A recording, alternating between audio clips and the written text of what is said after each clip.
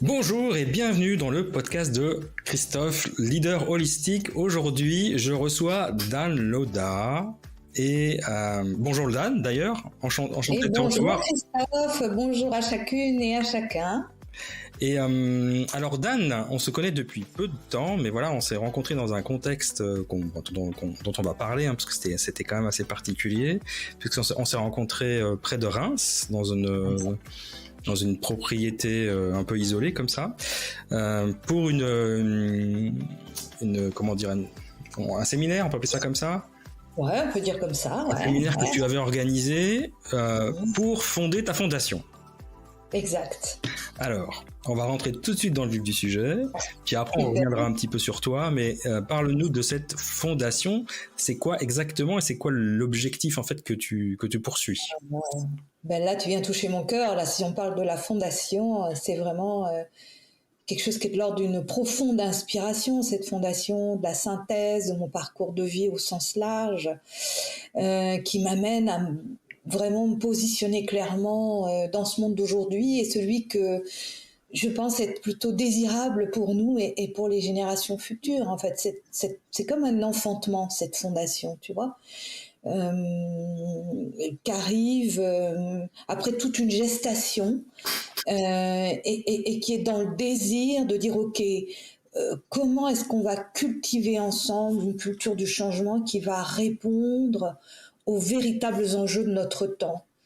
Et ces enjeux sont multiples parce qu'au fond, ces enjeux sont à la fois écologiques, économiques, environnementaux, sociaux, sociétaux.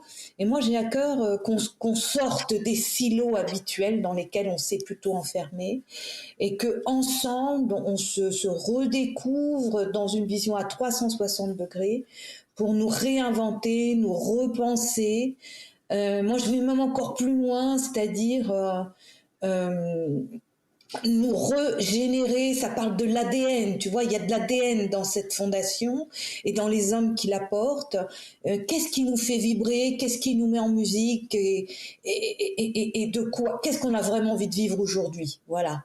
Et du coup, du coup, c'est une fondation qui a vraiment un esprit lab au sens de allez, laissons notre créativité, laissons-nous porter par l'inspiration, l'innovation, et créons-le de toutes pièces, ce monde.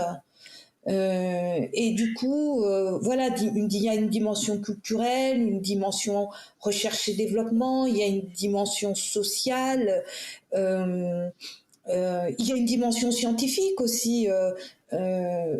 Comment est-ce qu'on récupère une information viable, fiable, pour avancer, pour aller de l'avant ensemble. Voilà. En fait, je pourrais t'en parler pendant des heures. Hein. Alors, je me permets de te couper parce que je t'ai pas demandé, mais et pour les auditeurs c'est important, elle s'appelle comment cette fondation?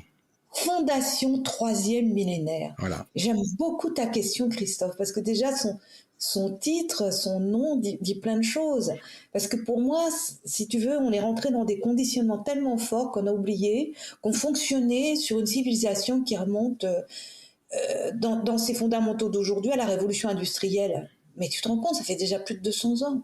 Et notre monde a tellement changé, et puis nous aussi, êtres humains, de l'intérieur, on a tellement changé qu'on sent qu'il y a un décalage profond, qu'on sent qu'on n'est plus en phase avec ce que la vie nous amène et nous propose.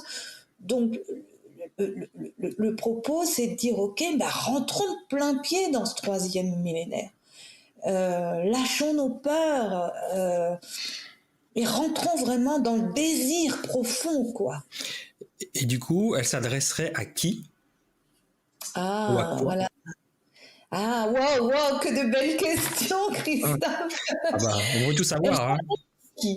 C'est vrai que ça, c'est important. Et tu vois, en fait, je suis porteuse de bonnes nouvelles. Dans ce monde où on a tendance à relater que les choses, ah, ce monde est moche, les gens, tout va mal. Non, moi, je suis porteuse de bonnes nouvelles. Pourquoi? Parce que, voilà, c'est des sujets que j'ai étudiés profondément. Et je me suis rendu compte, les études montrent qu'en fait, il y a déjà 38% des gens qui sont en transition aujourd'hui. 38% de gens qu'on appelle aujourd'hui les créatifs culturels, qui sont déjà animés par ce nouveau monde. Cette envie de vivre autre chose ensemble, Et donc, il s'adresse d'abord principalement à ces gens qui se sont déjà mis en route, qui se sont déjà mis en branle, mais qui aujourd'hui font des choses merveilleuses, mais ne le savent pas, ils ne se connaissent pas les uns les autres. Donc, du coup, c'est comment est-ce qu'aussi euh, on se relie les uns les autres. Comment est-ce qu'on fait corps? Tu vois, moi, j'aime cette idée de on fait un corps social qui retrouve du sens, qui retrouve la notion du bien commun et qui du coup apprend à se respecter et à travailler, œuvrer ensemble. Voilà. Alors c'est principalement déjà, et pour commencer, c'est 38%, parce que souvent on se dit, ah ouais, mais moi je fais pas grand-chose en ce moment. Mais te rends compte, 38%, c'est bien plus qu'il en faut pour faire une bascule d'un système. Les scientifiques montrent qu'aujourd'hui, changer un système, il faudrait 3%. On est déjà 38%. C'est pas magnifique, ça? Mais on le sait pas. On le sait pas assez. Parce qu'on écoute trop les mauvaises nouvelles, les mauvaises fées qui nous racontent des mauvaises choses toute la journée. Et on finit par hypnotiser. Alors je dis, réveillons-nous. Hey, on est 38%. C'est génial, les gars. Les filles, réveillons-nous. Mettons-nous à travailler ensemble et mettons un peu les égos de côté pour vraiment aller vers ce qui fait du sens aujourd'hui. Ça, ce qui me frappe dans ce monde, c'est la perte de sens qui, du coup, fait que nos énergies descendent. Ben non, 38%, waouh! Voilà. Et puis, avec ce cercle des 38%, c'est comment on devient magnétique pour attirer les autres, qui aujourd'hui sont entre les deux, mi-figue, mi-raisin, mais qui, du coup, vont sentir si vraiment ça pèse, ça impacte plus fort que, ben ouais, c'est dans ce sens-là qu'on a envie d'aller, quoi. Ouais, ça me parle beaucoup, ouais. Et du coup, ça serait plutôt l'idée, c'est de transformer, enfin, ou de regrouper les gens qui sont déjà dans la transformation de notre monde vers plus d'humanité, plus d'écologie, plus de bien-être aussi, plus d'amour. C'est le gros mot qu'on n'a pas le droit de dire en entreprise. Hein. Oui. Voilà. Et donc, du coup, ça serait de travailler avec des entrepreneurs, des chefs d'entreprise ou des responsables d'associations ou des collectivités locales. C'est quoi le... Oui, absolument. En fait, le constat, ça a été de dire que, tu sais, il y a un proverbe chinois que j'aime beaucoup, le poisson pourrit par la tête. Et donc, du coup, c'est de regarder où est-ce qu'on a des clés de levier, tu vois. Et donc, du coup, c'est vrai que la cible principale aujourd'hui, ce sont les décideurs qui sont à la tête des organisations, toutes sortes. L'entreprise, l'association, l'ONG, parce que si on n'a pas déjà élargi le champ de conscience au niveau du sommet, on va dire, de l'histoire, et ben, derrière, hein, tous les gens qui sont dans l'envie, plein de bonne volonté, ils vont se taper dans un plafond de verre, en fait. Et ça va les décourager. C'est même pire, selon moi. C'est-à-dire que quand on a mis en mouvement des gens et qu'il y a tellement de résistance au-dessus que ça rabat tout, au bout d'un moment, il y a un découragement qui est fatal. Et du coup, les gens disent, bah, quoi bon, hein, ça sert à rien du tout. Donc oui, l'idée, c'est vraiment de générer cette prise de conscience au sommet avec les décideurs et que du coup, à partir de ce noyau dur, eh bien, ça puisse continuer de faire ses cercles comme un petit caillou, tu sais, qu'on jette dans la rivière. Hop, ça fait des ronds, des ronds, des ronds. C'est l'onde, en fait, qui se propage progressivement. C'est ça. Et qui fait que finalement, ça se fait naturellement, spontanément. Je suis très attachée à ça aujourd'hui, à ce qu'on fasse les choses dans la spontanéité, la légèreté. Parce que je trouve qu'on a des millénaires de souffrance, ils font chier pour que ça marche, faut faire beaucoup d'efforts. Ouh là là, mon Dieu, mais c'est dur tout ça. Hein, un peu de légèreté, on en a besoin aujourd'hui. Ça ne veut pas dire qu'on ne fait pas des choses sérieuses, mais on les fait autrement. Ouais, ça j'aime bien l'idée du faire autrement et puis d'arrêter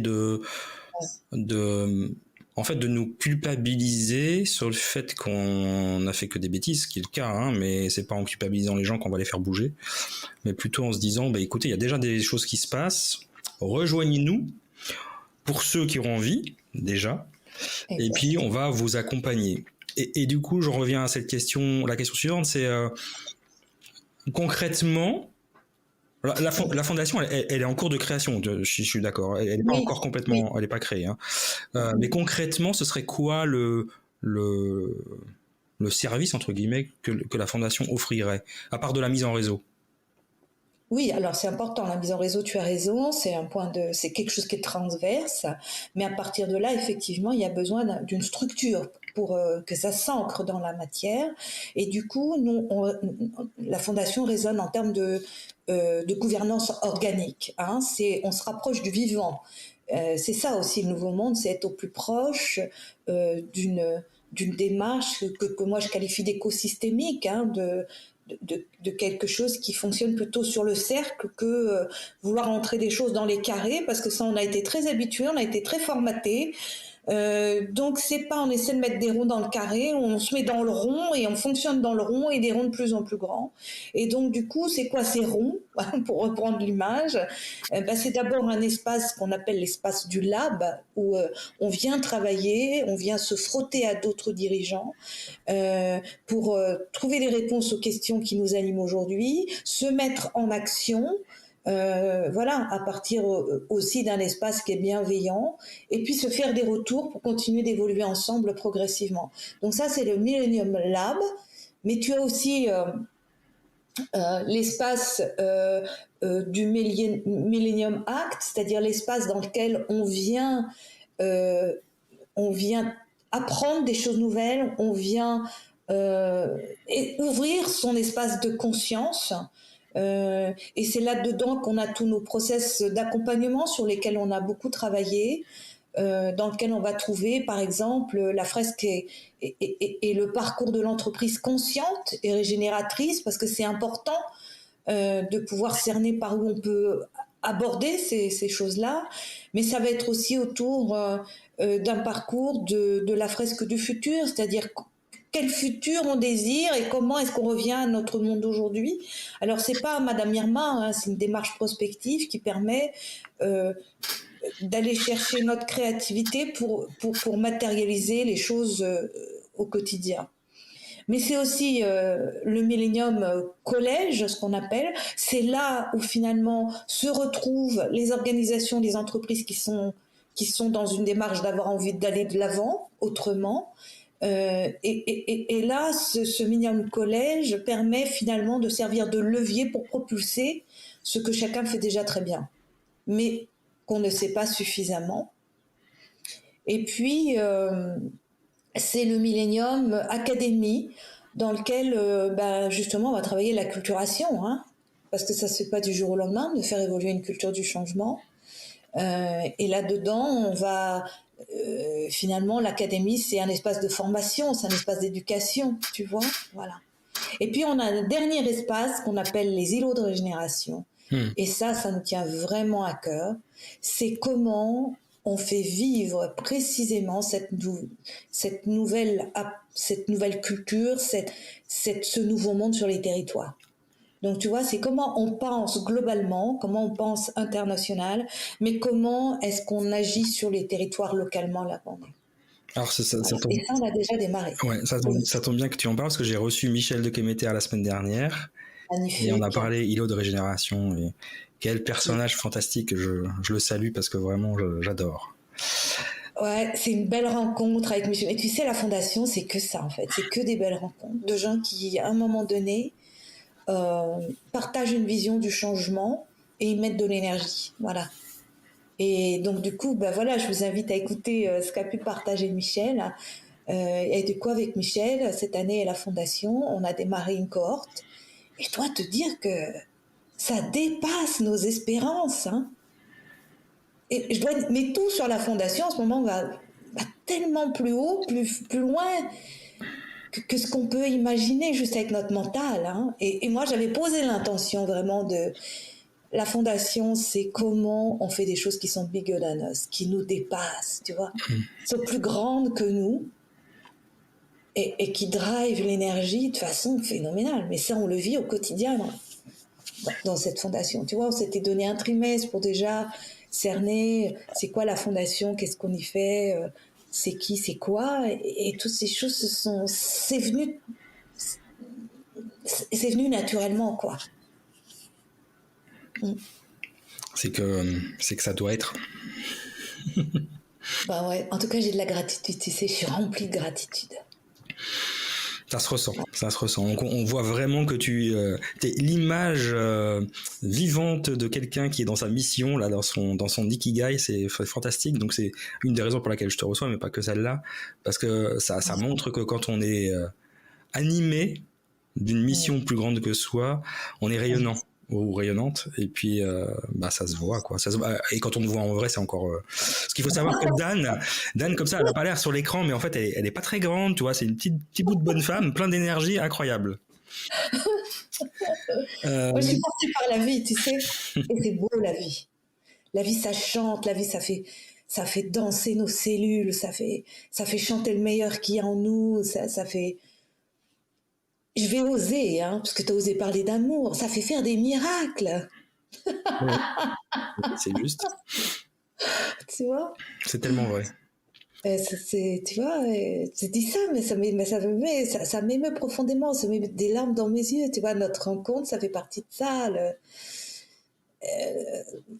Tu vois, j'ai lancé un tout petit message sur LinkedIn il y a 10 jours, qui disait, ben voilà, on prépare des événements autour de la fabrique. Un tout petit message de rien du tout que j'ai adressé aux décideurs qui travaillent à l'international, et je leur disais, ben voilà, compte tenu du fait que vous travaillez à l'international, vous avez un autre regard aussi sur les choses, et puis compte tenu de votre profil, je trouve que ce serait intéressant qu'on puisse un temps pour échanger. Tu sais quoi, en moins de 3 jours, j'ai 22 dirigeants qui ont pris rendez-vous avec moi. Excellent. Ça a fait waouh! C'était bien plus que ce que je pouvais imaginer juste avec mon mental, tu vois. Magnifique. Oui, non, mais là, moi j'ai arrêté d'essayer de comprendre ça. Quand les choses qui arrivent doivent arriver, même la façon dont je t'ai rencontré, parce que c'est un ensemble de synchronicités. Moi, j'ai d'abord rencontré Karen, que nous connaissons en commun, au milieu de la forêt du Jura. On habite dans 2 villages voisins. On se connaissait virtuellement. Enfin, elle me connaissait, parce que moi je la connaissais pas. Elle écoutait mon podcast. On s'est croisés au milieu de la forêt. On a sympathisé. Elle m'a parlé de Olivier Chambovet, donc je salue aussi, puisque c'est lui l'initiateur de la fresque de l'entrepreneuriat conscient. Ouais. Et de fil en aiguille, il me dit, Christophe, moi ça m'intéresse de travailler avec toi, est-ce que tu veux venir à Reims, quoi? Et en moins d'un mois, ça, tout s'est fait. Donc, je veux dire, c'est parti d'une balade un dimanche après-midi en forêt. Magnifique. Ouais, donc c'est une histoire, j'adore raconter ça parce que c'est tellement incroyable, je trouve. Comme quoi, il faut se laisser, il faut juste se laisser aller, quoi. Exactement. Et du coup, ça génère les synchronicités qui vont bien. C'est ça. C'est ça. Et après, que de belles rencontres et que d'enchaînements. Ouais, c'est ça. Alors, je voudrais te demander, toi, c'est quoi ta vision de l'entrepreneuriat conscient? Qu'est-ce que c'est pour toi? Waouh, elle est belle cette question. Waouh. C'est quoi l'entrepreneuriat conscient? En fait, tu vois, moi, ce qui me frappe par rapport à ma carrière, c'est que souvent, on s'est laissé conditionner par notre culture, par notre environnement, par un tas de choses. Hein, et là, je rejoins complètement ce que tu disais tout à l'heure. Il n'y a pas à se culpabiliser. Moi, je suis quelqu'un qui ne s'est pas intéressé par la culpabilité parce qu'elle nous sclérose. Mais par contre, je suis intéressée par comment on prend conscience des choses dans lesquelles on a pu se laisser enfermer. Et le monde de l'entreprise s'est laissé enfermer considérablement. Tu vois, on s'est laissé formater. Moi, je vais même utiliser le mot. Hein, voilà. Je peux en parler parce que j'en suis aussi un produit à ma façon, si tu veux. Tu vois, j'ai une formation sciences éco, sciences humaines. Je fais une école de commerce. On m'a blindé de trucs. On allait être les meilleurs. Tu sais, on était l'avenir de nos nations. Enfin bref. Oula, ça chauffe la tête, hein, tout ça. Hein, tu vois. Mais à un moment, il faut descendre sur le plancher des vaches. Hein. Tu vois, et surtout, pour moi, c'est comment tu remontes à la source de ce qui se passe dans la vie. Parce que le conditionnement, il t'a coupé de la source des choses. Et donc, tu ne vois plus la réalité qu'au travers d'un prisme qui est très étroit. Et donc, tu manages tes équipes et ton business à travers un prisme qui devient extrêmement étroit. Et ce prisme, progressivement, il est déconnecté de la réalité, il est déconnecté de la vie, et il ne correspond plus à personne. Et tu vois, c'est très frappant. Regarde le nombre de gens en burn-out aujourd'hui. regarde le pourcentage de gens qui sont en dépression, ben c'est normal, hein. C'est tout à fait normal à l'arrivée, parce qu'on n'est plus du tout en lien avec la vie. Il y a un salarié sur deux qui ne sait pas à quoi sert son job, qui s'ennuie et qui n'a pas envie d'aller travailler le matin. Ça dit des trucs, quoi, quand même, tu vois. Donc l'entrepreneuriat conscient, c'est comment tu te donnes la possibilité en permanence de rouvrir ton champ à 360 degrés, d'aller regarder des endroits où tu n'as jamais regardé, qui peuvent être des zones de lumière ou d'ombre, hein, peu importe. C'est de pouvoir les regarder pour pouvoir revenir à la réalité de qui nous sommes, du monde dans lequel on est, et de ce qui va être ajusté, aligné à ce moment-là. Et donc, du coup, c'est une capacité à, à, à se laisser embrasser par la vie, je vais même utiliser ce mot, et à, du coup, se redéfinir en permanence, être capable de remettre en question les choses en permanence. Ce qui est difficile pour un être humain, parce que on oscille tout le temps entre la sécurité dont on a besoin et la liberté à laquelle on aspire. Mais mon constat, c'est que notre monde, il a tellement voulu de sécurité qu'il s'est enfermé aujourd'hui. Et l'entrepreneuriat conscient, c'est comment on rouvre, c'est comment on se redonne la possibilité de respirer. Et tu vois, c'est intéressant parce que même respiratoirement, on respire pas bien dans ce monde, que ce soit énergétiquement, physiquement, émotionnellement, on respire pas. Tu vois, on est comme en apnée dans ce monde. Il y a plein de gens qui ont de l'asthme, des maladies respiratoires aujourd'hui. Et retrouver de la respiration, retrouver de la simplicité, retrouver du vivant dans ce qu'on fait. Et cet entrepreneuriat conscient, c'est ça. C'est retrouver ces espaces d'inspiration, ces espaces de respiration, du coup ces espaces de régénération. Et je le dis à dessein comme ça, parce que je retrouve ma capacité à me régénérer en permanence. Donc ça touche aussi mes cellules et mon ADN. Et pour moi, l'entreprise, c'est comme une grande cellule qui fonctionne avec d'autres cellules, la société étant un grand corps finalement à l'arrivée, le monde et la planète aussi. Voilà, donc voilà, c'est ça. Et finalement, tu vois, l'image que j'ai en t'en parlant, c'est que je redeviens comme les petits-enfants qui s'émerveillent devant le monde, la beauté du monde. Si tu t'émerveilles devant la beauté du monde, tu vas pas avoir envie de le détruire. Un enfant, il n'a pas envie de détruire le monde. Tu vois, il a envie de l'embrasser, il a envie de mieux le comprendre, il a envie d'en percevoir les mécanismes pour en faire, pour s'en relier. Voilà. Et donc, l'entrepreneuriat conscient, ça nous invite à cette reliance à tout. En tout.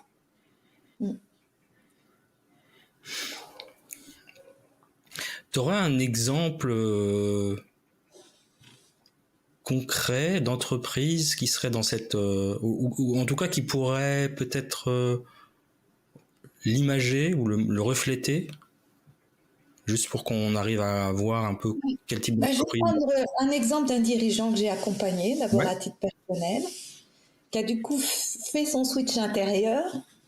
Et dans le travail qu'on a fait ensemble, à un moment donné, il me partage quelque chose qui le fait vibrer. Voilà. Il dirige une société qui fonctionne très bien, qui est prospère, il n'y a pas de souci, mais il sent qu'il est, voilà. Et il me partage, il me dit, mais tu sais quoi, moi, ce qui me ferait vraiment, vraiment aujourd'hui vibrer, c'est de lancer un projet de jardin-forêt. Ben, je lui dis, pourquoi tu le fais pas? Ah ben là, il y a un blanc.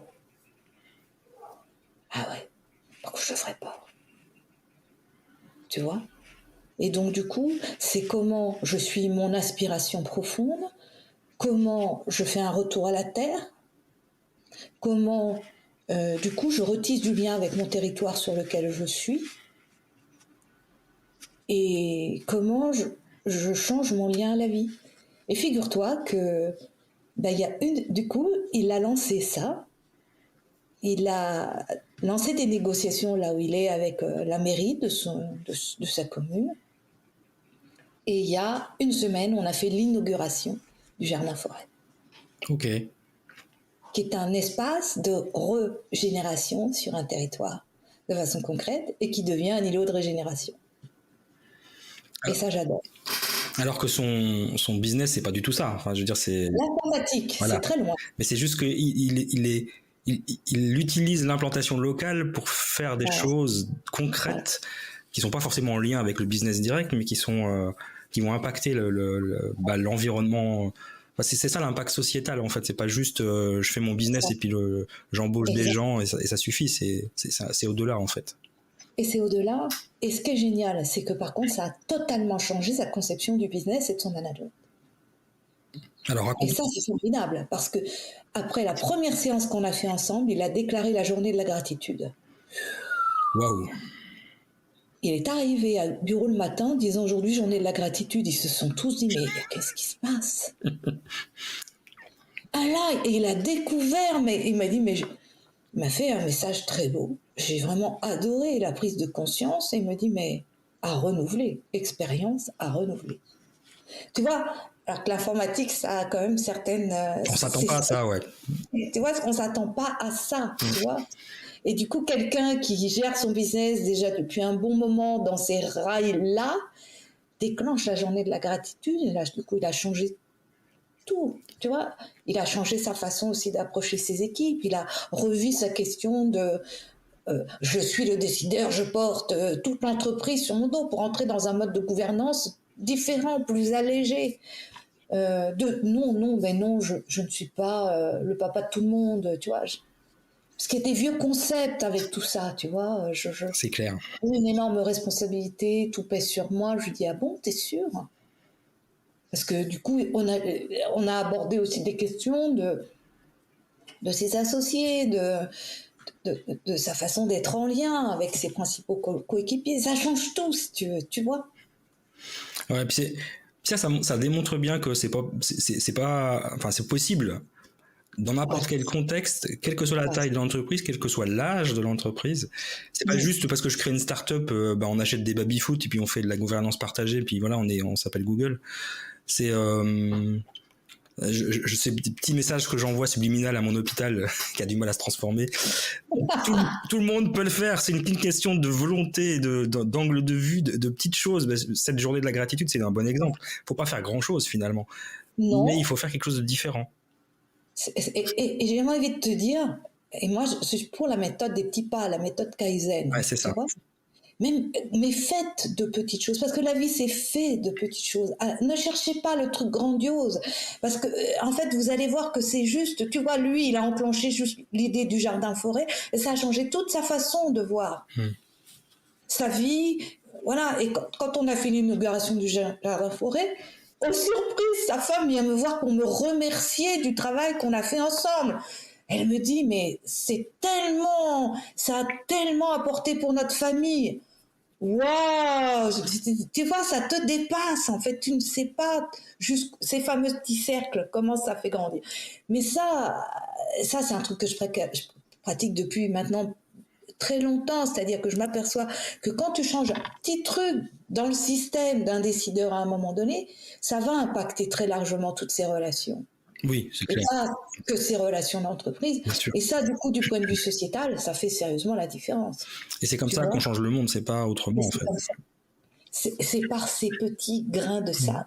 Ces petites choses. D'ailleurs, il faut arrêter de dire petites choses. Moi, je dis, il y a action, action, action, action. Et tout ça, ça fait écho.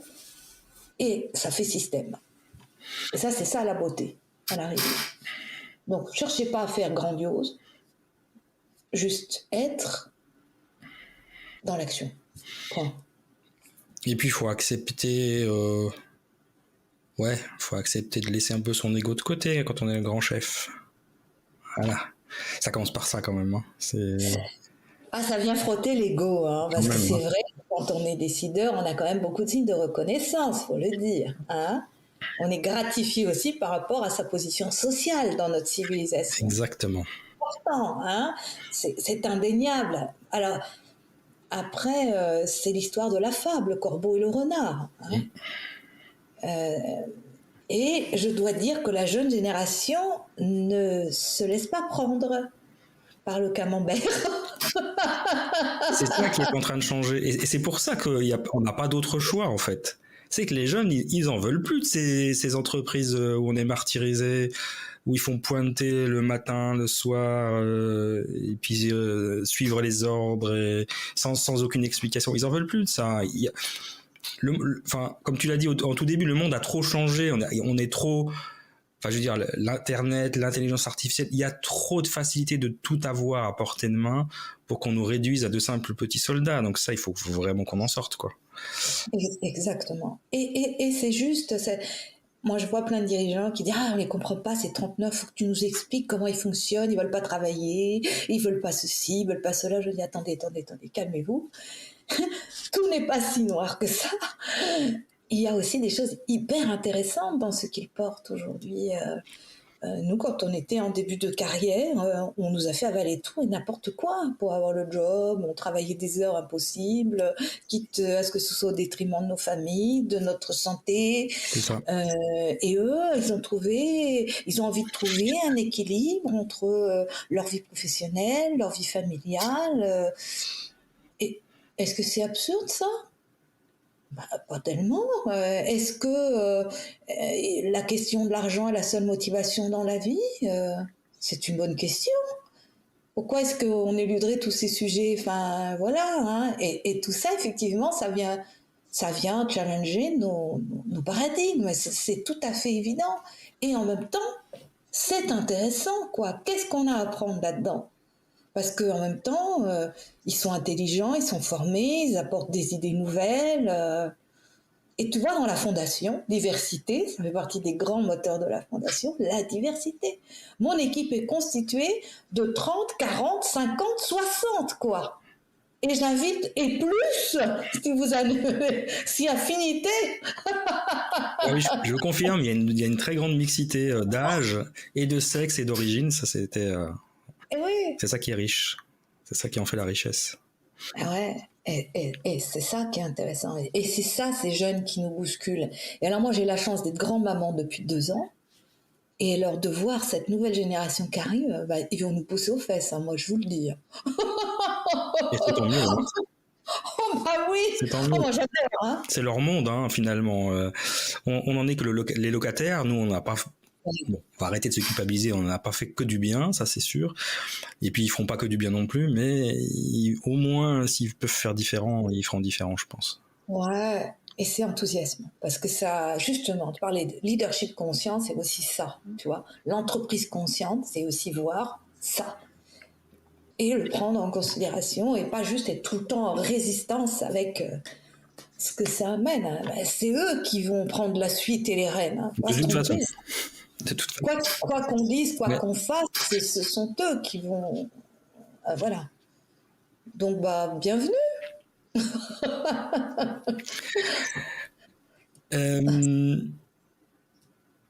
Petite question très technique. Ouais.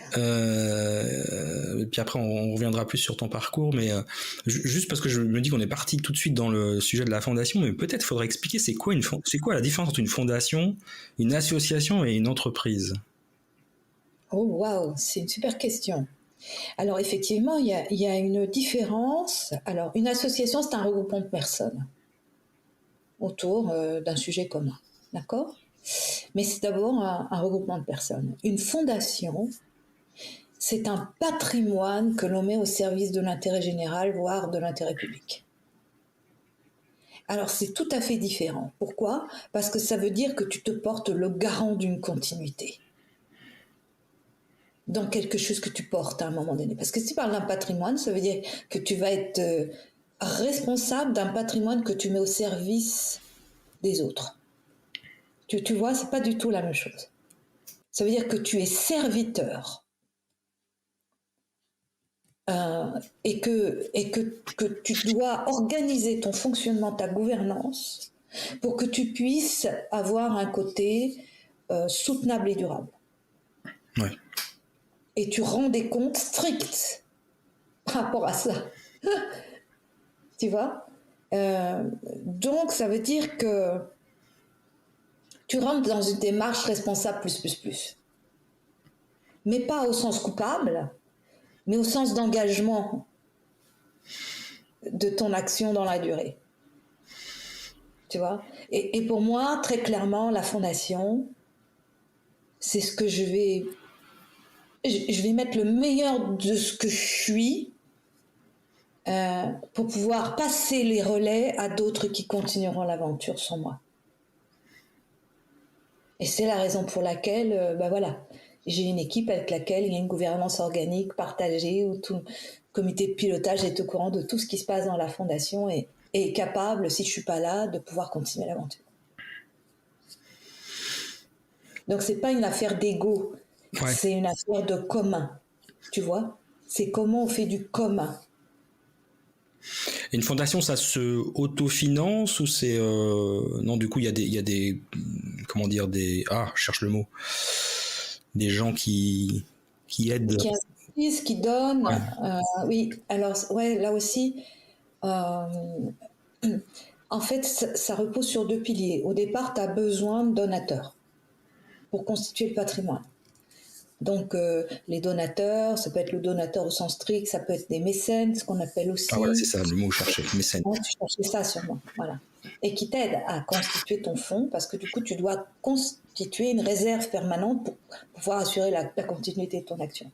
Mais nous, ce qui nous importe, c'est aussi d'avoir une forme d'autonomie et d'avoir cette capacité à nous auto-régénérer aussi financièrement. Bien sûr. Et donc, du coup, nous, on est sur ces deux volets, tu vois.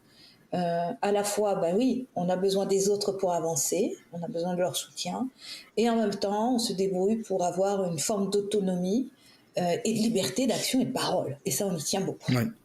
Pour pas se laisser réenfermer dans des trucs qui nous éloigneraient profondément de la vision que nous portons aujourd'hui.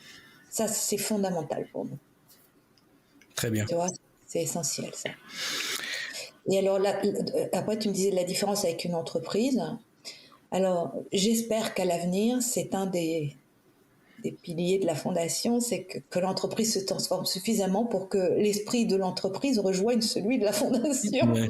Enfin, bon, globalement, aujourd'hui, Il y a du chemin. l'entreprise est animée par d'autres principes, et notamment d'une rentabilité avec des distributions de dividendes la plupart du temps, qui sont soit réinvestis par réinvestis, si tu veux, mais quand même avec une logique financière qui est quand même encore aujourd'hui très prenante, Ouais. très prenante. Je pose cette question parce que en France, on est moins au fait des fondations. En Suisse, on a beaucoup de fondations. Ouais. Et de fondations très concrètes qui font c'est des business quoi. Hein. Donc c'est vraiment un modèle économique financier qui est très utilisé en Suisse. Et je trouve super intéressant parce que du coup en effet il y a une mentalité très différente puisqu'on répond pas à des actionnaires du coup. Ouais. Et du coup ça change vraiment la façon de travailler dans les entreprises qui sont gérées par des fondations. C'est un beau modèle. Oui, parce que tu n'as pas la pression de l'actionnaire que tu peux avoir. Et c'est pour ça que je blâme pas non plus mes confrères, consoeurs dirigeants, parce que la pression de l'actionnaire, c'est un sacré truc. Bah c'est ça, faut le gérer. Faut le gérer. C'est-à-dire que t'es comme ça. Si en plus tu as une entreprise qui est financée par un fonds, tu as la pression du fonds qui veut lui avoir son retour sur investissement. Tu as la pression de tes salariés qui aujourd'hui sont en train de transitionner plus vite que les actionnaires. Et donc du coup, le dirigeant, il est au milieu de ça. Oui, non, c'est pas un rôle facile. Faut pas non plus. C'est pas aisé du tout. Moi, je ne blâme personne aujourd'hui. Moi, je crois qu'il faut arrêter de se blâmer les uns des autres parce que ça nous pourrit la vie et ça bouffe nos énergies. Il y a besoin, tu vois, on en revient toujours à notre ancienne, c'est devenir conscient de ce qui est et de voir comment on joue avec ça. Et comment on peut changer la règle du jeu. Mais tu as raison, les Suisses sont très avancés sur ce sujet, de la fondation qui aussi peut avoir une activité qui peut sembler économique, mais qui au fond, elle, voilà, tout ce qui peut être gagné tout de suite réinvesti pour le bien commun, l'utilité publique, et là du coup, au fond, c'est le fonctionnement du nouveau monde. C'est ça, et il y a une vraie circulation d'énergie, je trouve vraiment... Enfin voilà, moi quand j'ai découvert ce modèle, je dis waouh, ça c'est vraiment génial. Alors, outre le fait que la Suisse est un pays confédéral avec une organisation politique, je trouve absolument exemplaire, leur modèle de fondation, qu'ils utilisent beaucoup, en Allemagne aussi, je crois. Oui. C'est vraiment un beau modèle on devrait plus s'inspirer en France. Oui. En tout cas, oui, c'est une démarche inspirante sur laquelle on peut s'appuyer parce qu'elle correspond finalement mieux au mécanisme d'un monde nouveau, dans lequel l'être humain et le vivant est au cœur de la dialectique, en fait. C'est ça. Bah, tu me lances justement sur ma question suivante, c'est en quoi la nature est une inspiration pour ton travail? Ah, je l'adore cette question, merci Christophe. Mais c'est tout pour moi la nature, je suis la nature. Comment te dire? Je suis quelqu'un d'extrêmement résilient et je le dois à la nature. Parce que et là, j'ai de la gratitude pour ma famille parce qu'il y a toujours eu de la nature. C'est mon lieu d'inspiration, de ressourcement, de créativité, de régénération permanente, quoi. Tu vois? Et puis que je suis haute comme 3 pommes. Mes parents m'ont emmenée dans les bois, ma mère faisait le jardinage, mes, mes grands et arrière-grands-parents chéris travaillaient la terre. Et je suis tellement fière, si tu savais, de mes racines paysannes. Il y a des gens, ils en ont honte, tu sais. Alors, il n'y a pas que ça dans mes racines, mais il y a ça.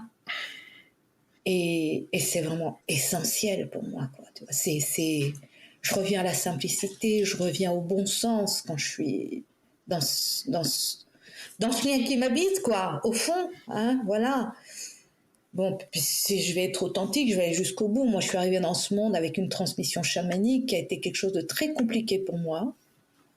Dans ce monde, parce que je pensais que tout le monde était comme moi, et finalement, j'ai un peu déchanté. Bon, attends. Ah bon, toi tu vois pas ça? Ah bon, ah, ouh. Et là, j'ai dû en rabattre beaucoup, mais finalement, moi, je suis arrivée avec ça, c'est-à-dire que, bah ouais, je suis le vivant, je suis la nature, quoi. Et je peux pas m'en couper, sinon je suis comme une plante qui se dessèche, quoi. Tu vois, le week-end dernier, je suis arrivée en Occitanie pour régénérer une terre, et j'ai passé des heures en lien avec la terre ce week-end, tu vois. Et j'ai tellement de choses qui sont venues, qui sont des choses très claires pour le business, qui sont très claires pour ma démarche en cours. C'est fabuleux, quoi. Oui. Ouais. Oui, oui, alors la nature est très bonne conseillère pour tout, en fait. Y compris pour le business, qui devrait s'inspirer plus de comment la nature s'organise, aussi bien le végétal que le monde animal. Ça donne de très bonnes idées. Et comment on fait alliance? Comment, tu vois, aujourd'hui on tempête, c'est le cas de le dire, parce que réchauffement climatique, parce que machin. Arrêtez de tempêter, faites alliance. C'est pas en étant consterné, agacé tout le temps, il fait trop chaud, il fait trop froid, c'est pas la bonne saison. Lâchez tout, quoi. Faites avec, c'est là. Tu vois, quand on a inauguré le jardin-forêt, alors, en Provence, les fléaux sont le Mistral, la Durance. J'ai dit, attendez, non, mauvaise pioche. Et si vous en faisiez des alliés, quoi. Surtout que ceux-là, ils sont là depuis longtemps. Hein. C'était là avant vous. Ils seront encore là quand vous serez passé de l'autre côté. Je peux comprendre qu'on râle après les changements climatiques, mais après les éléments ancestraux, anciens, qui sont là depuis des milliers d'années, bon. Et heureusement qu'ils sont là parce qu'ils ont leur utilité. Hein. C'est comme le Gulf Stream où tu parlais du Mistral où c'est pareil. Ici, par chez nous, on a ce qu'on appelle le Föhn. On a besoin de ces vents parce qu'ils amènent des choses. Et alors, tu m'as lancé une perche. Tu m'as parlé de chamanisme. Oui. Mais bienvenue. Merci. Alors moi, ce week-end, j'ai appris. Alors, non, j'ai pas appris. On m'avait déjà dit que j'étais un druide. Je ne savais pas. Enfin, je n'étais pas sûr, mais on m'a confirmé que j'étais un druide. Et maintenant que je le sais, je dois apprendre comment le devenir. C'est pas mal, ça. Donc, parce qu'on est. Et tu l'as dit tout à l'heure, tu es né chaman. Moi, je suis né druide. Je ne savais pas. Et on le devient. Donc, toi, tu es né chaman. Et comment. Du coup, qu'est-ce que ça On va glisser, hein, c'est pas grave, c'est un très beau chemin, j'aime bien. Qu'est-ce que ça a amené chez toi? Alors tu as dit un peu de difficulté au début, mais comment tu l'as utilisé? Parce que tu m'as dit que j'ai fait une école de commerce. Alors comme une école de commerce chaman, c'est aussi bizarre qu'un ingénieur druide. Hein. Bon, on est bon là. Hein, je pense on est très très bon. Dis-moi en quoi ça a pu influer ta vie, tes études, ta carrière professionnelle. Ouais. En fait, dans ma petite enfance, ça a fait à la fois la joie de ma vie et le malheur de ma vie, parce que je suis venue avec, voilà, mais c'était quand même pas bienvenu pour tout le monde dans ma famille. Donc, il a fallu aussi que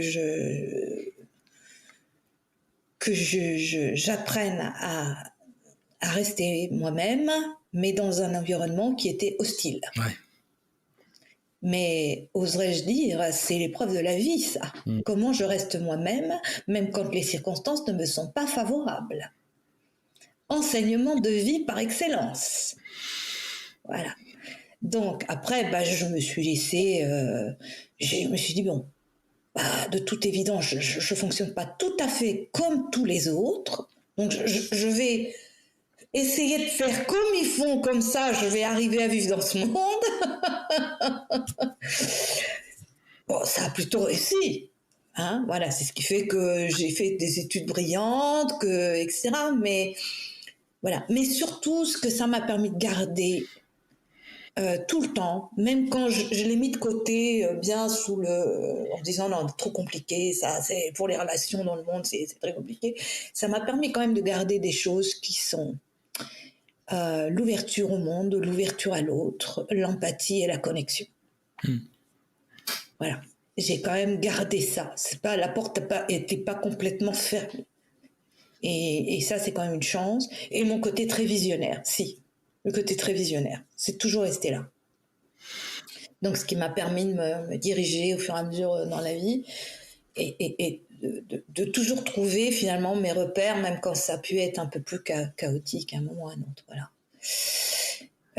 Et puis, j'ai quand même tourné autour, hein, parce que j'ai fait des choses qui n'étaient pas ce qu'on appelle du travail chamanique, mais en fait, on était des conséquences, en fait, tu vois. Voilà. Donc, j'ai beaucoup tourné autour. Hein.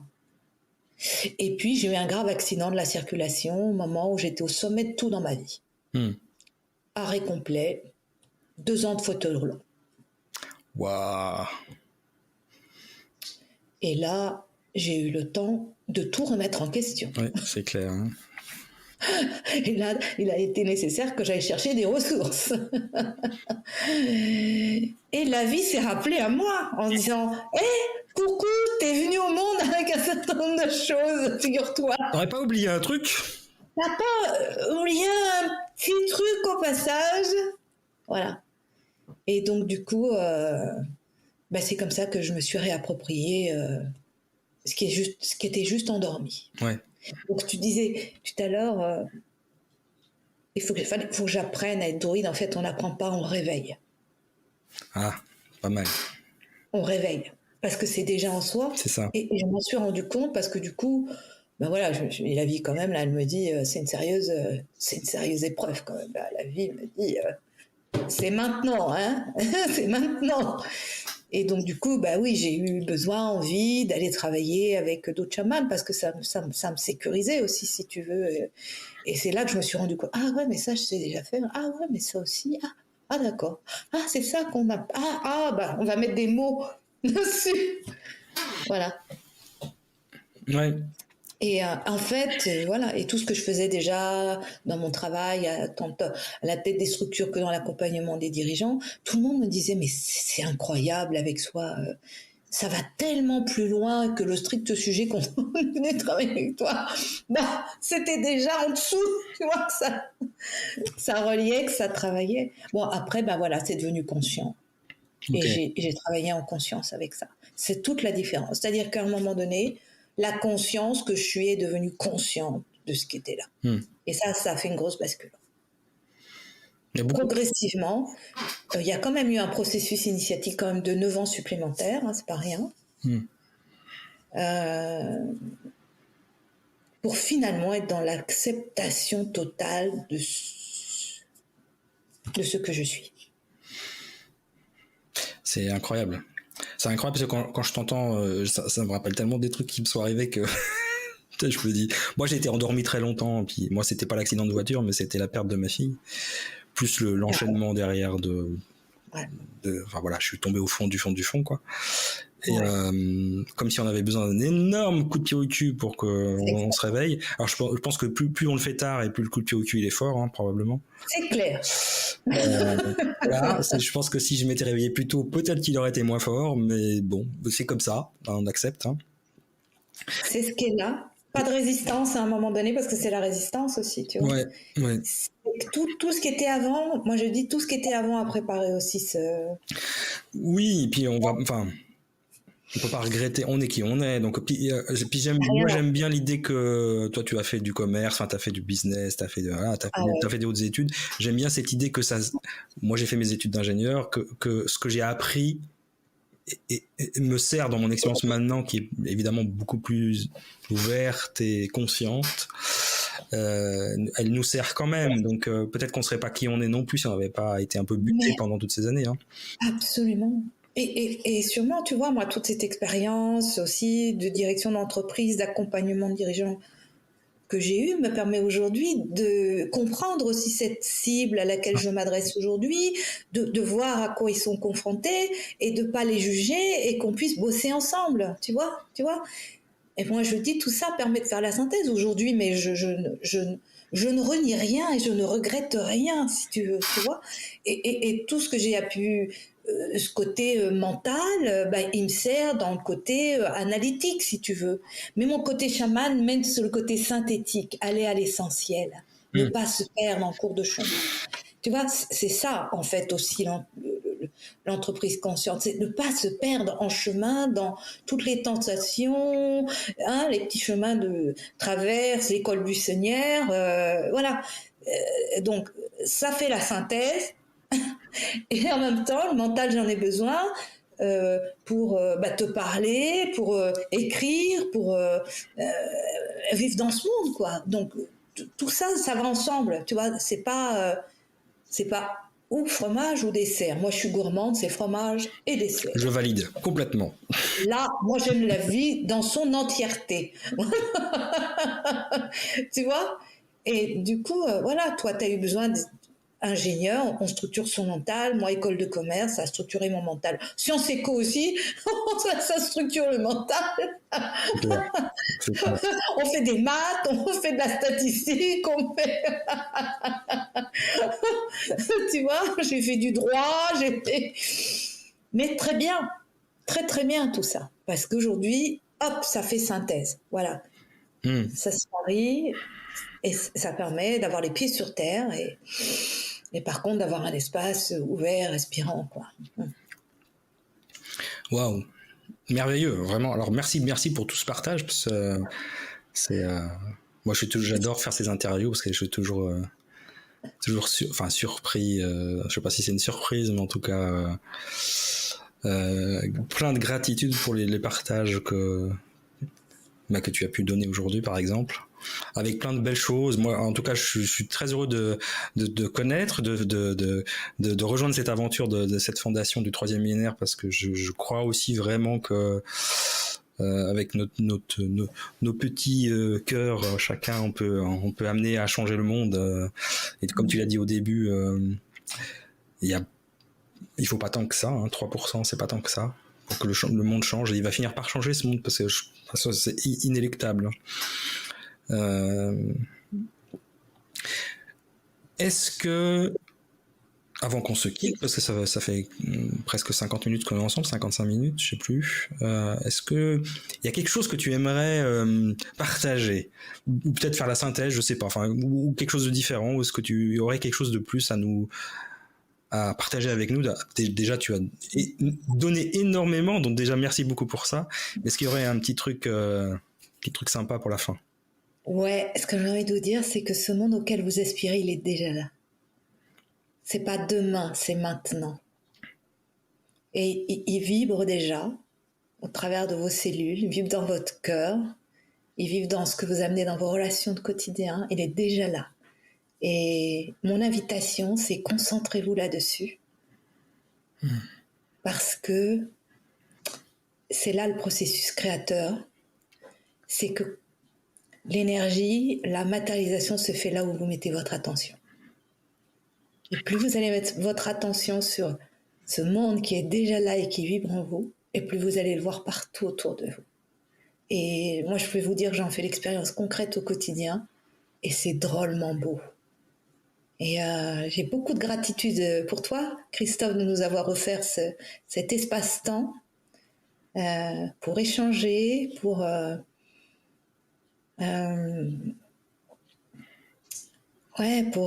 faire circuler justement cette énergie du nouveau monde qui est déjà là, qui existe déjà entre toi et moi et avec ceux qui nous écoutent aujourd'hui, parce que si vous nous écoutez aujourd'hui, c'est que vous êtes déjà dans cette dynamique-là.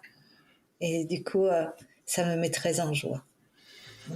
Merci beaucoup, très très beau, très très joli mot de fin. Un grand merci à toi aussi, beaucoup de gratitude. Et j'espère que cet épisode aura plu à vous tous, très chers auditeurs, auditrices. On vous embrasse très fort. Et puis évidemment, moi je vous retrouve dans une semaine. Et je remercie beaucoup Dan. Je te dis à très bientôt, Dan. Merci à toi, Christophe. Merci à chacune et à chacun. Et je vous souhaite le meilleur. La vie est belle. Merci beaucoup. Au revoir. Au revoir.